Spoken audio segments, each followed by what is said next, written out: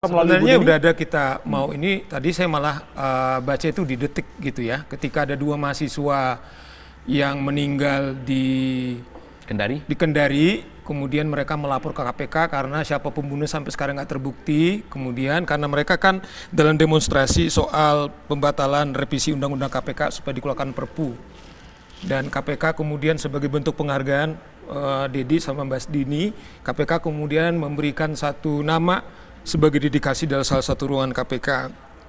Saya sebelum ke sana mau mengomentari soal novel Baswedan, Mbak Dini, karena itu menyangkut sendi-sendi yang sangat luar biasa soal novel.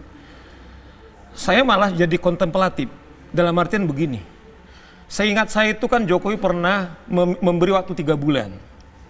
Dan ternyata nggak ada update dan nggak ada kemajuan. Terakhir kemudian dibilang awal Desember. Kemudian juga tidak ada kemajuan. Nah, dalam 14 hari ke depan bahwa kasus novel itu udah 1000 hari, Mas Indi. Ya. Sudah 1000 hari. Inikah yang kita katakan bahwa kita serius? Saya khawatir, awalnya saya terus terang, saya adalah relawan Jokowi dan saya jatuh hati kepada Presiden karena figur kesederhanaannya, dan saya masih percaya bahwa kejujurannya. Saya bayangkan tadinya adalah Jokowi tangan kanannya, saya selalu kampanye kemana-mana, KPK lah tangan kanannya. Dan saya bayangkan dia akan memperkuat KPK. Tetapi begitu kasus-kasus KPK yang menyasar KPK, yang bom kepada komisioner tidak ada kemajuannya, kemudian beberapa penyidik yang digebukin tidak ada kemajuannya, semua itu ada di kepolisi. Bagaimana saya sekarang mengatakan bahwa pemerintah itu berpihak kepada KPK?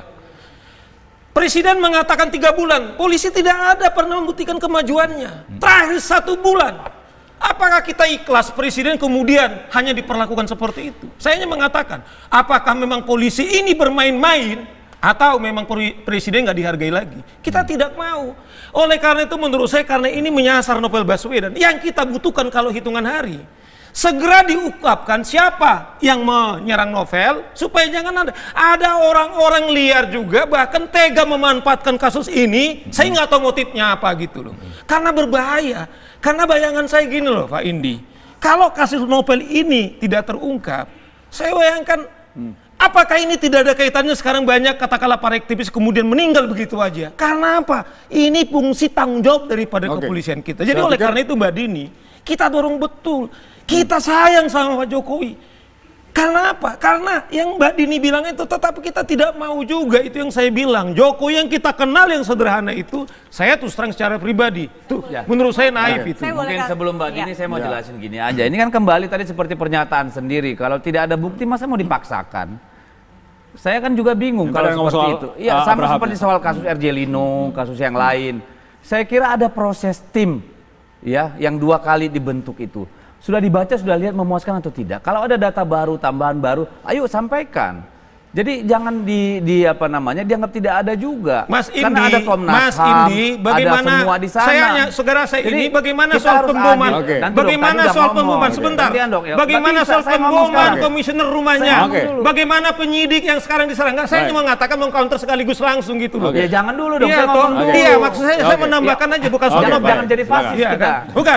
Saya menambahkan aja. Nanti habis setelah saya ngomong harusnya kan. Gak apa-apa, supaya jangan terlalu lama sesatnya itu aja gitu loh. Itu aja orang sesat sembarangan. Ya itu aja maksud saya, makanya saya kasih tahu bukan soal novel. Ya, lanjut. Karena Anda orang-orang Tuhan yang suci, jadi semua orang sesat gitu loh. Amin. Dia yang mengatakan. Anda sembarangan ngomongnya. Ya, kau kan mengatakan soal novel, saya udah katakan contoh-contoh tadi. Saya masih menjelaskan.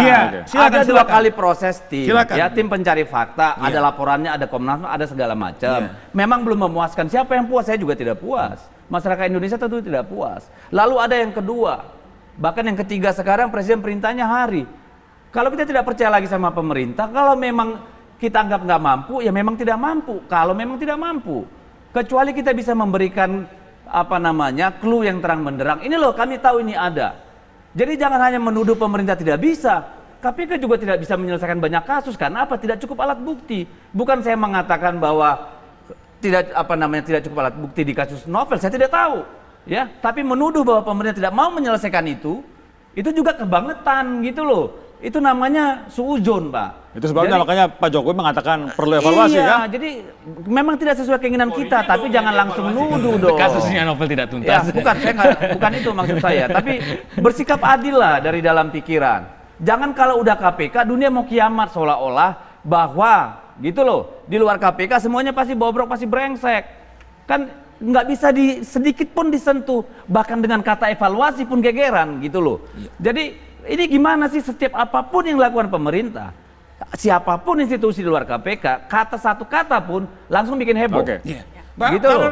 Tema kita ini kan panas dingin Jokowi dengan KPK. Saya kira saya diundangkan karena soal KPK. Saya mau katakan Dedi, forget soal novel. Yang saya bilang penyidik yang digebuki di Hotel Borobudur, yang kemudian sekarang ini kasusnya di Polda Metro Jaya, di mana sekarang?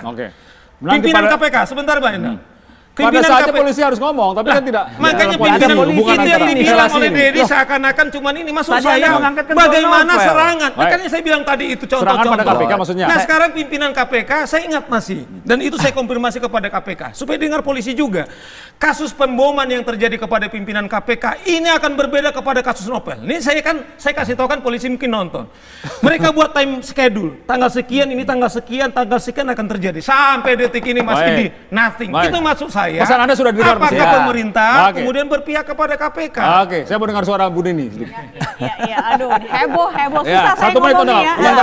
Jadi ini kegalauan ini perlu didengar. Jadi seperti tadi yang Bang Saud katakan, yakinlah bahwa sampai saat ini pun KPK itu masih tangan kanan Pak Jokowi. Kita lihat bahwa KPK itu dari undang-undangnya jelas gitu ya, tugas KPK itu adalah untuk melengkapi gitu kan, apa menjadi tugas kepolisian kejaksaan yang mungkin dianggap selama ini tidak bisa mencapai suatu memastikan mereka bisa target, dipercaya, kredibel. Makanya KPK harus Udah 17 tahun disempurnakan begitu.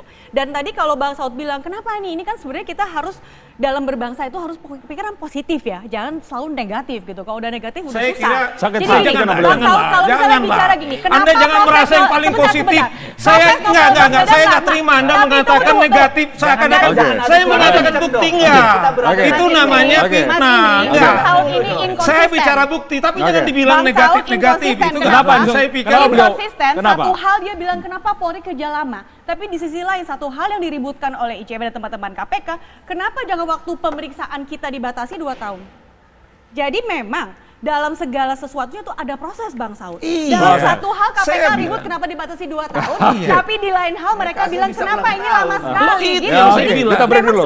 Kita perlu menerjemahkan ini. Perlu menerjemahkan masing-masing dengan para pola pikirnya. Kami akan kembali saat lagi.